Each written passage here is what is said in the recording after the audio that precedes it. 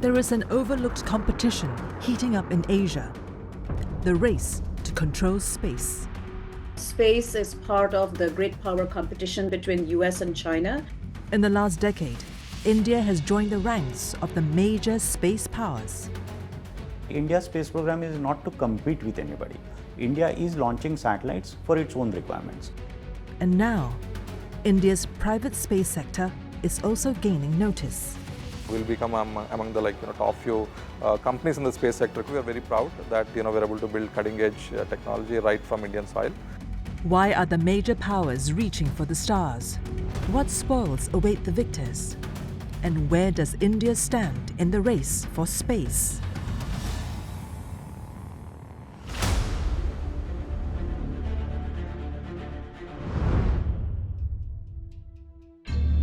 As 2024 drew to a close, quietly and without much fanfare, two small rockets blasted off from Andhra Pradesh in India. The launch was a breakthrough for India, the country's first space docking mission, which is the connecting of two crafts in space. It is a crucial step for a planned moon mission in 2027, the Chandrayaan-4. With this launch, India is just the fourth nation to successfully achieve space docking. So the Chandrayaan-4 mission, where India will be launching two crafts separately, and they are trying to meet these two crafts into the space, and subsequently the mission will travel towards the moon. It is another milestone towards the goal of building a space station and eventually a base on the moon. India is planning to have a space station by 2030, slightly a tight schedule one can say, but at the same time if you see what India is trying to do is that India is trying to achieve something in every mission which will help it into the next mission. So what India will do with the Chandrayaan-4 mission itself, that experience will help them in the space station also. Above us, among the stars, the space race is burning hot. In 2024, across the world, there were 263 launch attempts to reach orbit, the most ever recorded. So we go to space to harness the power of space missions basically, both in the defense as well as in the commercial use basically. It's always a dream for every country to get into the space. The question is, it's also high risky, it's also a lot of money required, it's a lot of infrastructure required. It's a matter of whether you can do it. And if you can do it, then why not actually? That's how it has happened. And once the economy grows and all, everybody would like to go to space and do some missions about it. But in this race for space, there are minnows and titans. And on November 5th, 2013, India announced its arrival as a major player. Its Mars orbiter mission, known as Mongolian, took to the skies. 11 months later, the spacecraft reached a Martian orbit. India became the first nation to reach Mars on its first attempt. आज mom का मंगल से मिलन हो गया. India has successfully reached Mars. So by 2014, India was able to enter into the Martian orbit. And the distance is millions miles, kilometers away from the Earth, right? It's very, very difficult, and this is done in the first attempt. So this is amazing testament, I would say, the testament of Indian scientists' work in space. With the Mongolian, India joined the ranks of the leading spacefaring nations alongside the US, Russia, China, and Japan. Mongolian was the culmination of the nation's space journey, which began decades ago in 1962. That was when astrophysicist Vikram Sarabhai spearheaded the Indian National Committee for Space Research, or INCOSPA. 7 years later, INCOSPA was dissolved, paving the way for the Indian Space Research Organization, or ISRO. ISRO began with the vision to harness space technology for national development and to pursue space science research and planetary exploration. In 1975, ISRO and NASA jointly used satellites for beaming television programs.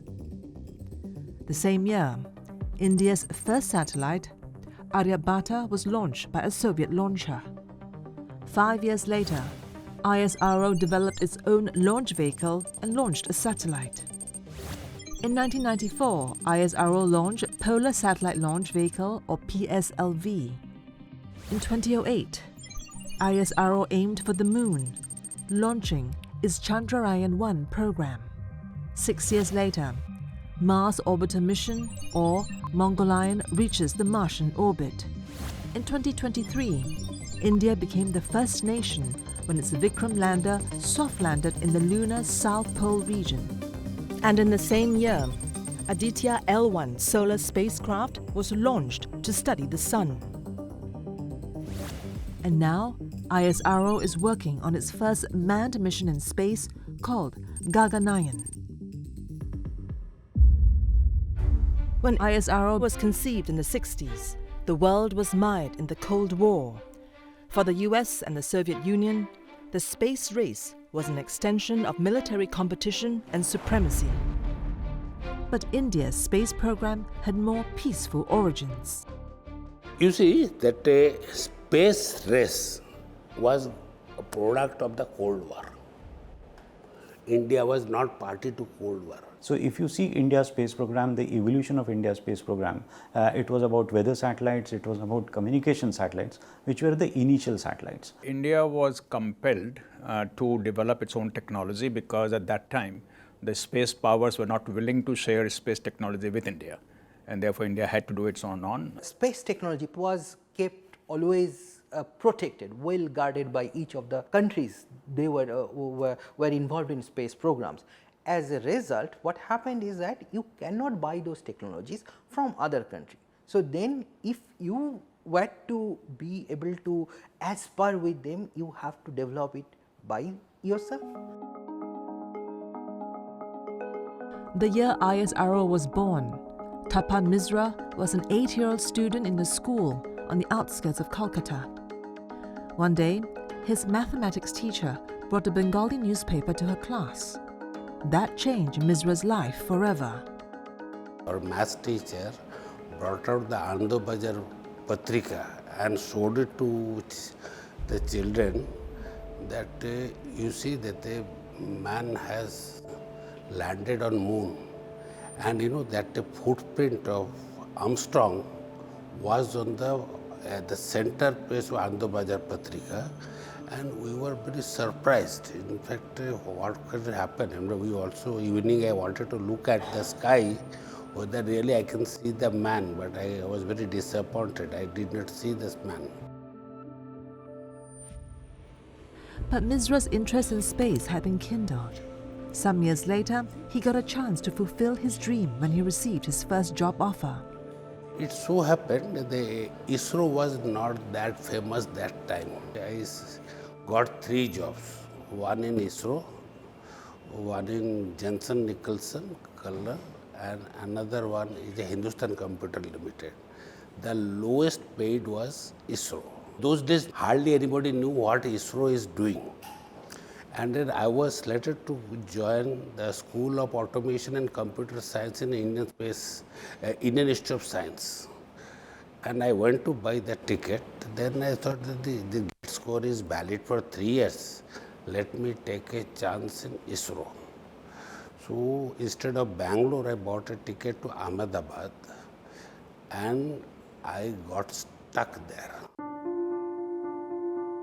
He later became director of ISRO's Space Applications Center, where he pioneered synthetic aperture radars, or SAR technology, for drones and satellites. The technology allows the satellite to take pictures of the objects on the Earth's surface in all weather conditions. And most importantly, it was India-made. That is in 2002 December. Even at that time, the ISRO's modus operandi that will take a template from a Western development and will make a next best. Somehow, that is a Indian scientific community, or even in ISRO or anywhere, it is always felt, if something is not done by Western power, then we cannot do it. And it was the first time we built radars which has become standard, and people try to follow this standard. A few years later, another breakthrough for India. As the nation watched, India would launch its first moon mission with the lunar orbiter Chandrayaan-1 in 2008. Data from the probe helped confirm the presence of water on the moon. When the actual economy becomes stronger and stronger, India started dreaming bigger and bigger. And that's how we talked about Chandrayaan-1 mission first. That was conceived around the new century, around 2001, 2002, like that. And eventually it culminated in a very successful mission of Chandrayaan-1. That gave a lot of confidence that now we can do it. Can we really go to the Mars actually, right? So we go to Mars and again have a Mars orbiter mission. That's called MOM basically.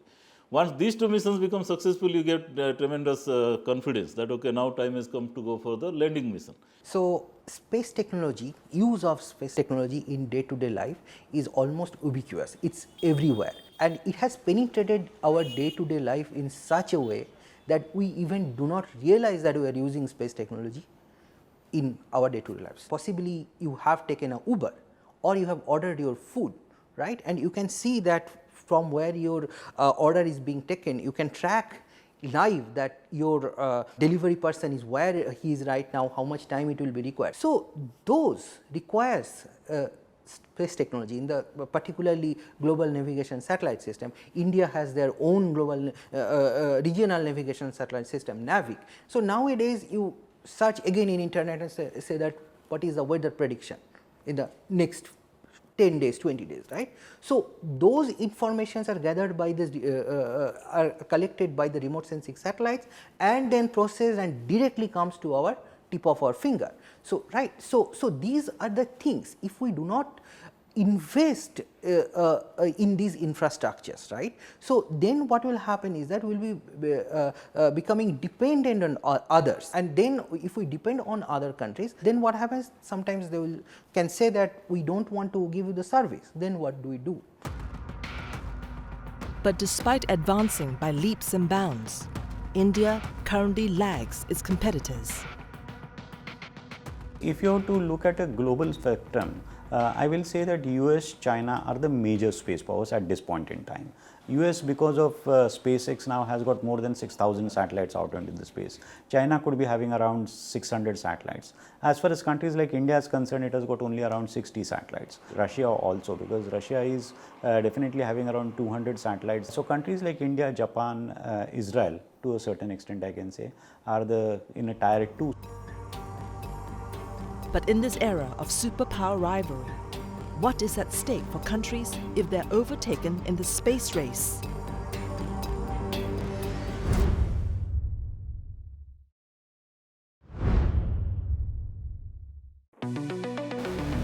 In Asia, the space race is heating up. China spends $11 billion annually on its space programs. China also has some 200 Earth observation satellites, or EOS, in orbit. These satellites carry out multiple functions, ranging from land resource management to disaster warning, to national defense, to deep space exploration. China also has a space station, the Tiangong, completed in 2022. There are several reasons for China's push into space. One is that space enables China's technological base as well as its civilian and military space capability. Second, that particular space capability is seen as building China's desire to become the lead economy, also a very vibrant and technology-based society, as well as space is seen as a very important enabler of military comprehensive power. And then the final reason why China is so interested in space historically is that they view space missions, especially from low Earth orbit to the moon and then to Mars, as a very vital component of power projection as well as national rejuvenation. By comparison, India spends just $1.6 billion annually on its space programs. India has so far 45 EOS in orbit. If you compare India and China, where China is actually ahead is, for example, in low Earth orbit constellations. So in that context, China is ahead of India because India still doesn't have that kind of mega constellation. Second, where China is ahead is heavy lift capacity. So while India's geosynchronous launch vehicle, the GSLV Mark III, can take about 10 tons to low Earth orbit, the Long March 5 can take about 25 tons. Lift capacity refers to how much weight a vehicle can carry into space. China also announced recently that they're building a super heavy lift rocket called the Long March 9 that can take about 140 metric tons to low Earth orbit. India doesn't have such a super heavy lift, at least they have not announced it. And then finally, China is way ahead when it comes to military satellite capability. As per open source data, they have about 250 military satellites that is actually doing ISR, which is intelligence, reconnaissance, and surveillance. India has about 2. So India has a lot of catching up to do in that regard. India is not trying to ape anybody, number one. India is not trying to get into any sort of a competition with anybody, because there has always been a talk of, is there a India-China space race and all that. Let's accept the reality that the first Chinese to go to the space by using Chinese modules happened in 2003. India has not gone to the space as far as the human mission is concerned. So there are places where definitely China is much ahead of it. India has not got into any sort of a what you can say a mechanism where India wants to outdo China or any other country for that matter. India has made investments which are required for India. But whether or not India sees itself in direct competition with China, huge rewards await the winners of the space race. For one, space mining could be worth trillions.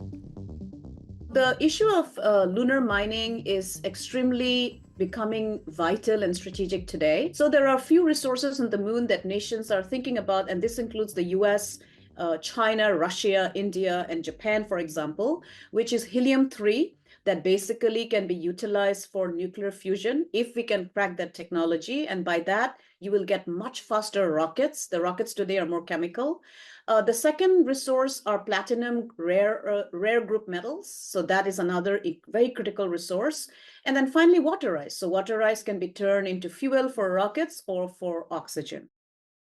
Now the things is about how you actually monopolize things in the moon, regarding how you can actually extract any metal out of it, or you can you do a asteroid mining to create some metals or minerals which you don't have it anywhere. So those kind of questions are becoming more important, and people are looking at that as the race. Who will do that first, colonization, or getting some important mineral or important resource from another planet. So that will be a major game changer. Then there is the military application of space technology. The US Army has called space the final frontier for war.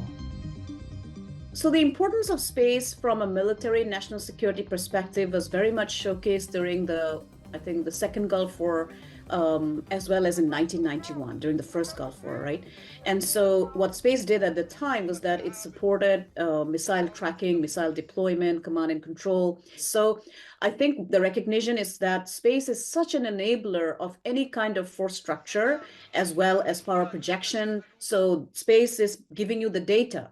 And so in that context, space is becoming a very critical and vital component of national security. And I see that more and more nations are starting to build their own space service. In 2019, US President Donald Trump signed a law establishing the US Space Force, calling space the world's newest warfighting domain. With my signature today, you will witness the birth of the Space Force. The US Space Force, with a $24 billion budget, aims to establish American superiority in space. China has set up its People's Liberation Army Strategic Support Force in 2015. It is tasked with satellite operations and space warfare. China recently constituted the China Aerospace Force, which is a continuation of the PLA Strategic Support Force, but with a much more focus on space development and space national security impacts. Following suit in 2023, the Indian Air Force changed its name to the Indian Air and Space Force, signaling the importance of space-based capabilities. In my view, there are two things that are primarily used for space defense applications. One is to know the situation, what is happening on the ground or border areas of the enemy country. So you go into some sort of a spy satellite. So keep an eye on the enemy satellites, borders and things like that, and give that information to your armed forces. Another thing is you talk about laser weapon systems. So for example, you weaponize your satellite with high energy laser systems and then kind of fire your laser beam. Everybody understands, including Russia and China, that space is too important to be weaponized. So to my mind, they are not going to take any offensive action into a space. But there are technologies like jamming technologies, using lasers, using cyber as a means are getting developed. And today it is famously said that whatever happens in a Taiwan theater when US satellites are trying to watch, China temporarily jams the US satellites. So these technologies are already being used. But only thing is that during warfare, how they will be used, only time will tell. On August 15, 2024, during India's 76th Independence Day, Prime Minister Narendra Modi touted India's space dreams. सैकड़ों startups space के sector में आ रहे हैं। Vibrant बनता जाता हमारा space sector Bharat को एक शक्तिशाली राष्ट्र बनाने का एक महत्वपूर्ण अंग है और हम इसको दूर की सोच के साथ मजबूती दे रहे हैं। Today, India's is the world's 5th largest economy. As the country edges towards becoming a superpower, it will want to have a space footprint to match its stature. But doesn't mean that we need to have global superpower kind of ambition. India doesn't have to kind of dominate any country. If you see entire India's history, it has never kind of attacked any country. In fact, we are very much interested in space peaceful missions. But having said that, you cannot escape from what is happening around the world. So India is also aiming to have some sort of a defense application of space. I think it's important to invest in space technology because, I mean, space has become a final frontier, right? So we can think about that, right? That way. So if we do not put much effort in developing or making our space capabilities as per to other nations, eventually we'll lag behind, and then it's again will become dependent on others. So I think it is very much important to not to depend on other countries rather than having our own capabilities on peaceful use of space. But it isn't just the government of India that dreams of the stars. Equally important to the space race is the private sector. But until recently, space tech was tightly controlled by the government. Can India's nascent space private sector play catch-up?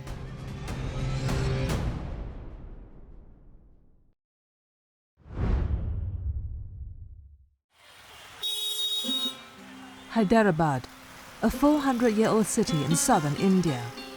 A monument called Charminar, dating back to 1591, recalls the city's rich history. Once a princely state, Hyderabad housed the British Regency until Indian independence in 1947.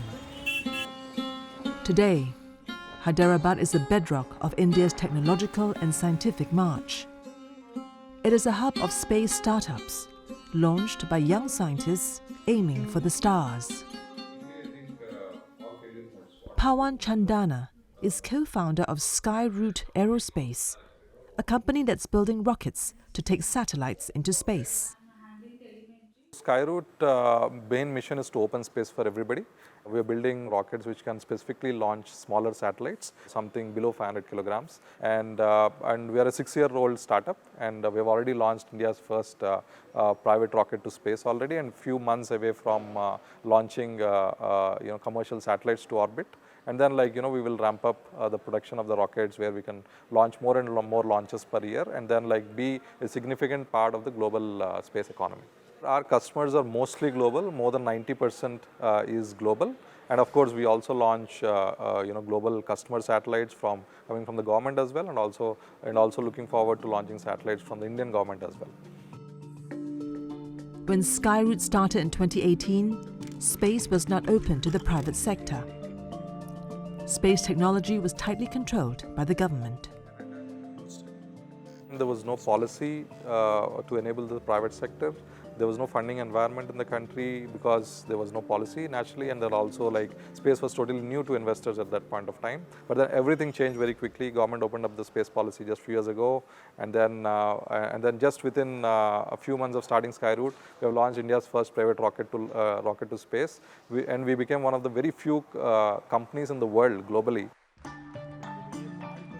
In 2021, India launched the Indian Space Association to liberalize the space industry to private investors. Private sector participation has become a necessity for India. ISRO was no longer expected to carry the burden of all satellite launches, especially the small ones. So that is probably a realization that, okay, if ISRO has to do everything from all space missions to maintenance to applications to everything, then probably ISRO has to scale up in a very, very big way. So that rapid scale up and all that is probably not worth doing it. It may be, it's possible maybe, but it's not so much of expenditure is required. So to build a very good ecosystem around this, so government thought, okay, probably this is the better way to involve a lot more players into the orbit. If you look at the space industry globally amongst the developed nations, the economic growth or the economic contribution of space really comes when the private sector gets into it.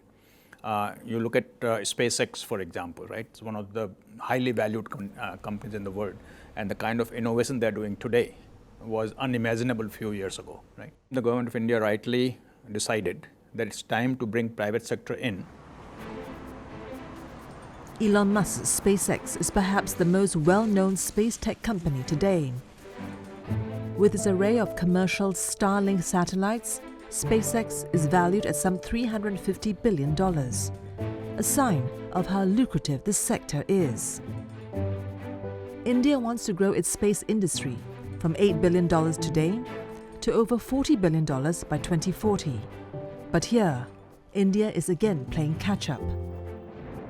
The US began commercial investment in 1989, while China had opened its space sector since 2014. We want to establish an economy which is a space economy, and this is the right time in the history. If you really scan back the entire structure of a private sector all over the world, by 2013 Elon Musk put SpaceX into a place, and by 2015 he started launching satellites. Then the concept of a space-based internet came into being. After that concept came into being, number of satellites which are getting launched into the space have suddenly leapfrogged, and now the orders are increasing. In 2022, SpaceX Falcon 9 became the world record holder for the most launches of a single vehicle type in a single year. The company launched a rocket almost every 6 days that year, with 61 launches in total. Meanwhile, Skyroot's goal is to conduct multiple Vikram 1 rocket launches starting in 2025.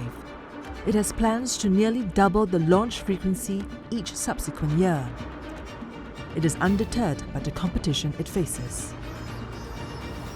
Space economy is booming. Right now it's almost like $400 billion market. It is set to become a $1 trillion market in the coming decade. So space is very booming, and coming from India, we are very proud that we're able to build cutting edge technology right from Indian soil, and then of course going global in the coming years. It's a very exciting journey to see forward, but certainly I think there's a great potential to be a significant part of the global space economy. Dhruva Space is another startup in Hyderabad.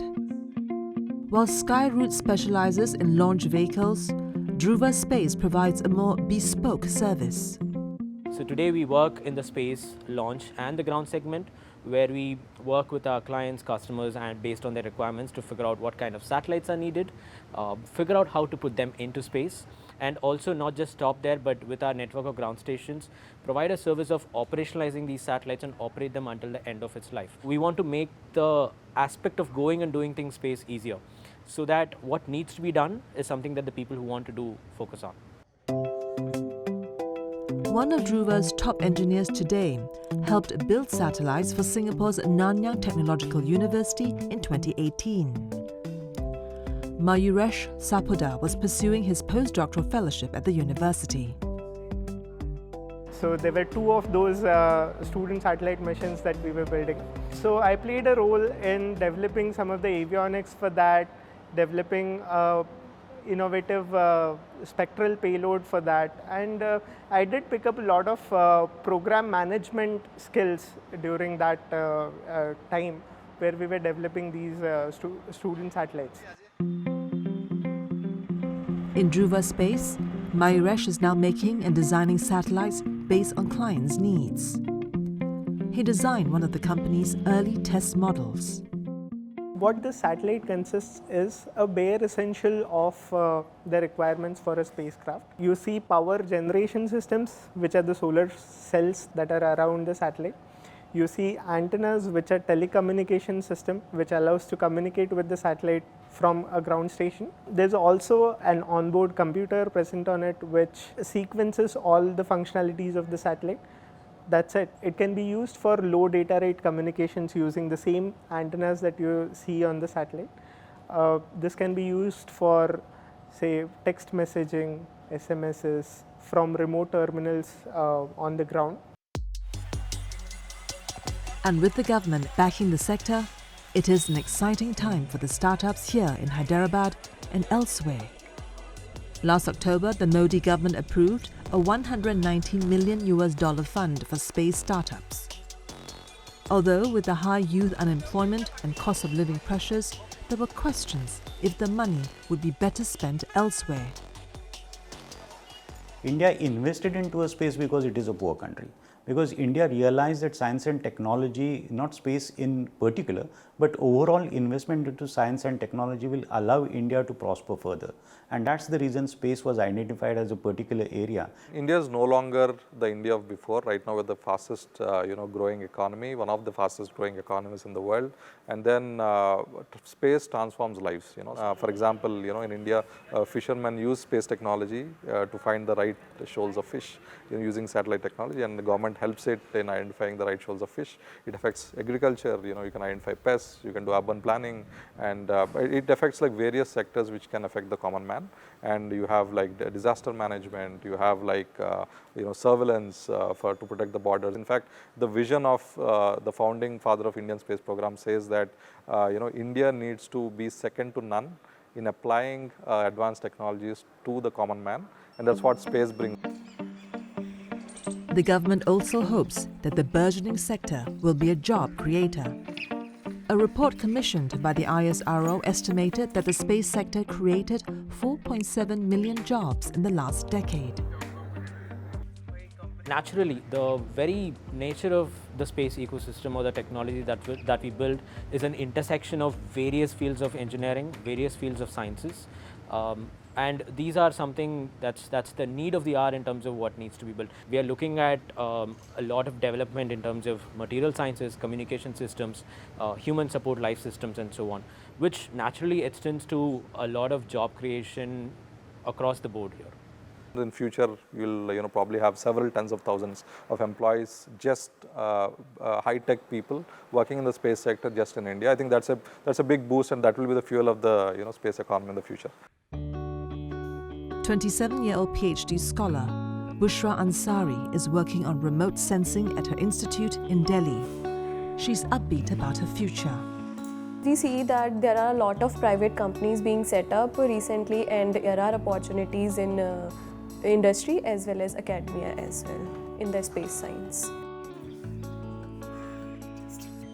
Bushra is the first scientist in her family. She's now working on new technology for remote sensing using satellite signals. With this remote sensing, we can go for like environmental monitoring, we can go for the climate change study as well, because using these signals, we can like study the soil moisture or the surface conditions as well. So these are all the parameters that are needed for performing the climate monitoring. Currently, because of their late start, India's share of the space sector is small, just 2% of the global market. But Jitendra Singh, Minister of Science and Technology, wants to quadruple this in 5 years, reaching 8% in 2030 and 15% by 2047. So now we have much more financial capabilities as a nation. Our economic growth has been improved manifold. So as a result, if you look at this last decades, there we have monies that can be allocated for a bigger and more impactful space program. So as a result of these years of work, scientific work, and then effect of economic growth, so altogether that has made us where we are. But as the major powers jostle for their space in space, is conflict inevitable?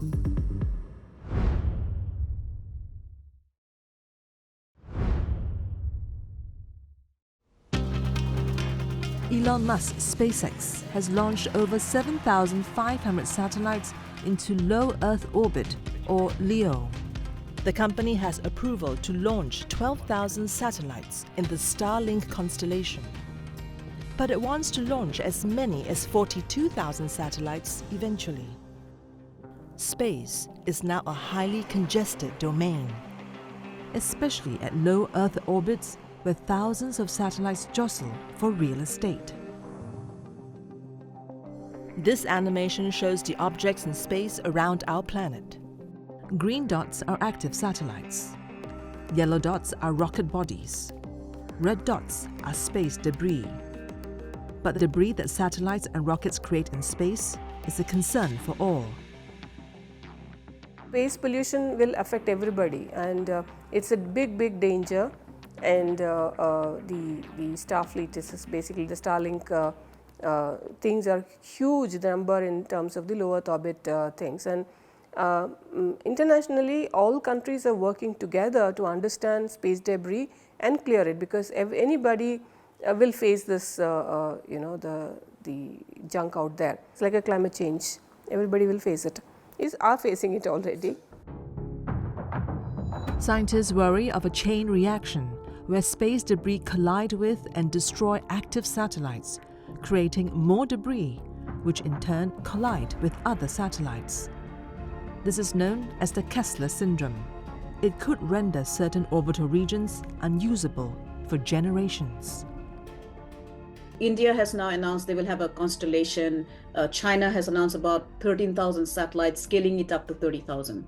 So in that context, because there is so much in low Earth orbit, there is the fear that these satellites might either accidentally, clash because there is no better coordination, and that would create even more debris, and that would make the access to space very difficult.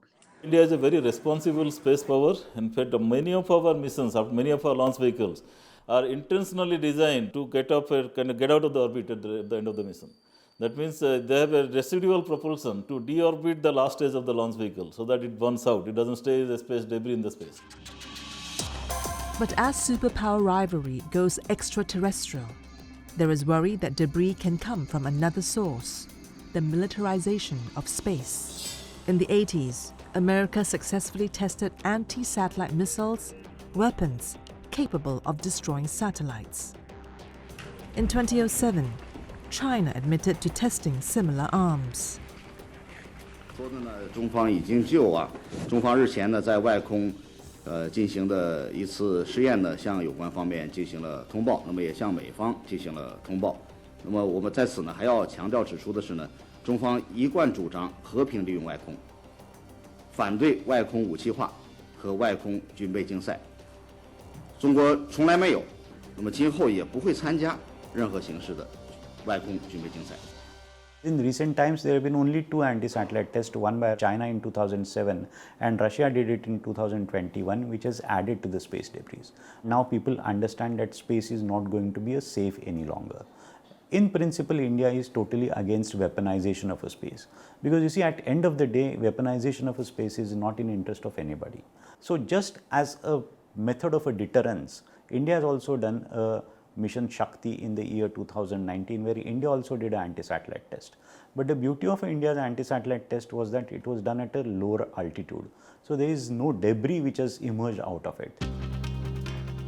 NASA, however, said India's anti-satellite test did result in debris that threatened the International Space Station.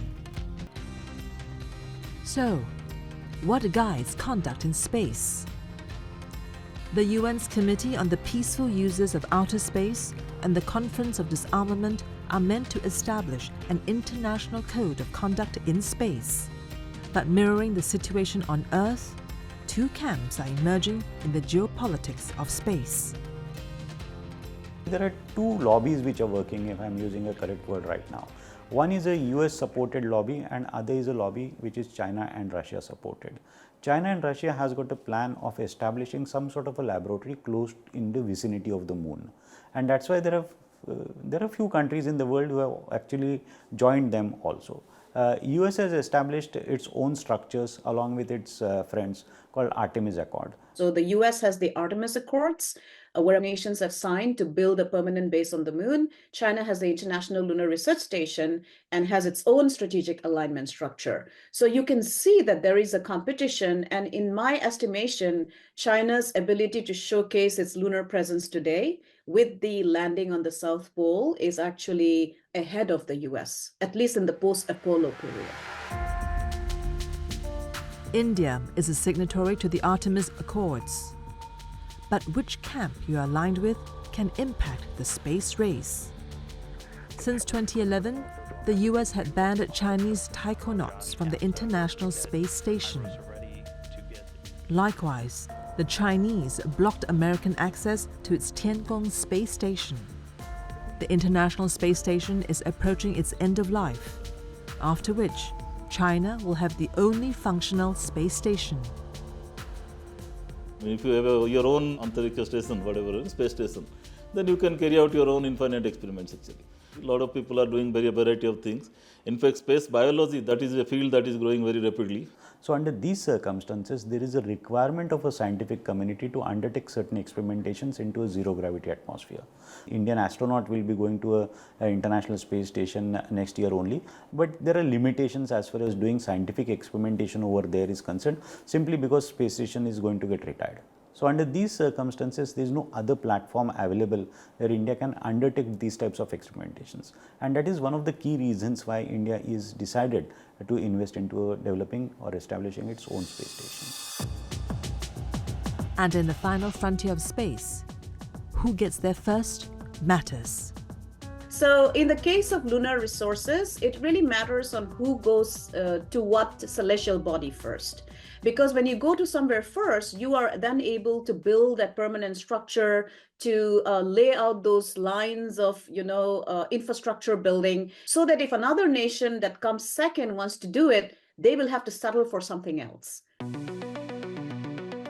Will space turn into a new battleground where future wars will be fought? Or will it show a new way forward to unite humanity? Whatever the future holds, India has its sights to becoming a major space nation, one of the front runners in this space race. There is not really a concept of losing or winning in my view. The future of space is collaboration, not confrontation probably. So you don't have to really fight with each other. The fight is probably beyond a point, it becomes saturated. You are as good as mine and I don't have to be as good as you to destroy you basically. So where nobody wins or nobody gains, and after that it's everybody will realize that it's time to kind of de-escalate. So world is looking for peace and prosperity rather than war in some sense. India understands that space is for the development of a socio-economic challenges which India is facing. Number two, India understands that weaponizing space is in nobody's interest, because our dependence on space for day-to-day activities is so much that tomorrow if a satellite system goes off, everybody will suffer.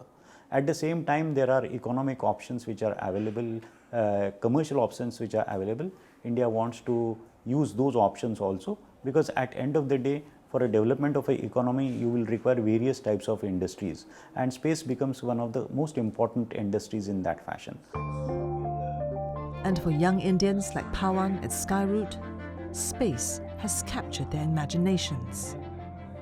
So in 5 years from now, we aspire to be doing regular launches from Earth to space and be one of the global companies who are regularly launching to space and be one of the top few globally in this segment. So I would like to say that India is more advanced than many people believe it to be in all walks of life, in technology, in quality of life, in access to amenities that we have, in all of these. And it's been hard work of tens of thousands of scientists over the year that has taken us to where we are today. And today we are very proud to be where we are in the global sort of arena in the space sector.